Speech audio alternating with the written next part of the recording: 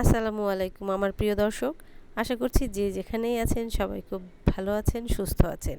আমিও ভালো আছি আগের মতোই। এ পর্বে আপনাদের সাথে শেয়ার করছি খুব মজার একটি রেসিপি। বিকেলে চায়ের টেবিলে কিংবা বাচ্চাদের টিফিনে খুব কম সময়ে এবং কম খরচে সহজেই বানিয়ে নিতে পারবেন এই নাস্তাটি। এর জন্য আমি নিয়েছি একটি বাটিতে নিয়েছি হাফ কাপ সুজি। সুজির মধ্যে এখন আমি 1 টেবিল চামচ গুঁড়ো দুধ দিয়ে দিচ্ছি।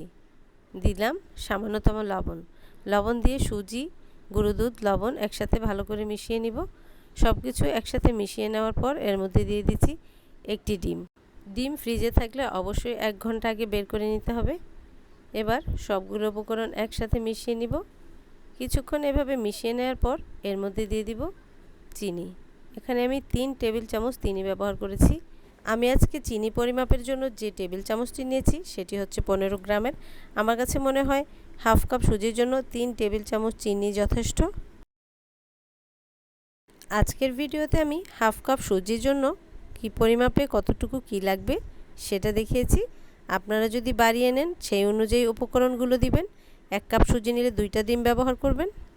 ব্যাটার তৈরি করার সময় আমি আগে একটি কড়াইতে তেল দিয়ে রেখেছিলাম, সেই তেলেই দিয়ে দিলাম নাস্তাগুলো। এই সময় চুলার হিট মিডিয়াম থেকে একটু নিচুতে থাকবে। চুলাটা বাড়িয়ে দিলে নাস্তাগুলো নিচে থেকে পুড়ে যাবে। এবার উল্টে দিতে হবে। তারপর কিছু সময় ধৈর্য ধরে পিঠাগুলোকে এপাশ ওপাশ ওলট পালট করে ভেজে নিতে হবে। যখন এরকম একটি লালচে আকার ধারণ করবে, ভাজা ভাজা সুন্দর একটি সুগন্ধ ছড়াবে, তখন নামিয়ে নিতে হবে। এবার নামিয়ে নিচ্ছি এবং সার্ভ করে দিচ্ছি। এই নাস্তাটি তৈরি করতে খুবই কম সময় লাগে আর খেতে ভীষণ মজার। বাচ্চারা খুবই পছন্দ করে। একবার বাসায় ট্রাই না করলে বুঝতেই পারবেন না। আর পিঠাটা ভেতর থেকে হয় খুব নরম।